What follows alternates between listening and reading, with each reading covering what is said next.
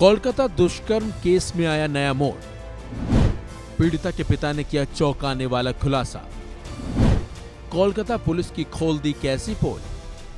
कोलकाता के आरजीकर दुष्कर्म केस की जांच सीबीआई कर रही है। इस केस में मुख्य आरोपी तो गिरफ्त में आ चुका है, जबकि कुछ और आरोपियों को गिरफ्तार किया गया है। और तो और माना यह भी जानने लगा है कि इस केस में और भी कई लोग शामिल थे जिन्हें बचाया जा रहा है। वहीं इस मामले में बंगाल सरकार के साथ साथ कोलकाता पुलिस की जांच पर शुरू से ही सवाल उठ रहे हैं, लेकिन अब पीड़िता के माता पिता ने भी कोलकाता पुलिस पर गंभीर आरोप लगा डाले हैं। यहां तक कि पुलिस के रवैये से परेशान पीड़ित परिवार ने अपना दुख भी बयां किया है।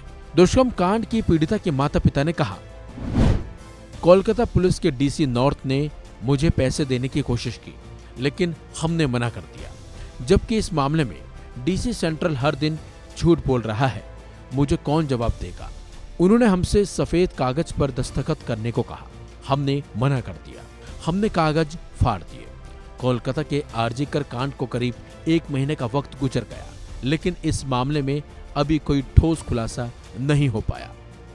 आरजीकर अस्पताल की पीड़िता के पिता ने यह भी आरोप लगाए, हमारी बेटी इस अस्पताल में खत्म हो गई। हम चाहते थे कि वो डॉक्टर बने। हमारे पास कई सवाल हैं।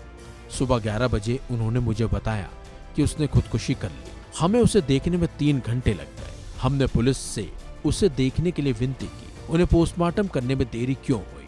शाम 6:40 से 7 बजे तक मैंने एफआईआर दर्ज की। उन्होंने एफआईआर देर से क्यों दर्ज की। उन्होंने अप्राकृतिक मौत क्यों दर्ज की।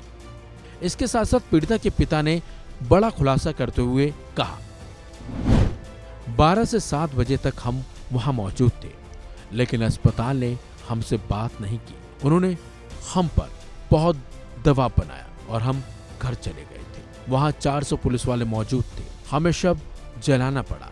मेरी बेटी मर गई। हमें नहीं पता ये सब किसने किया।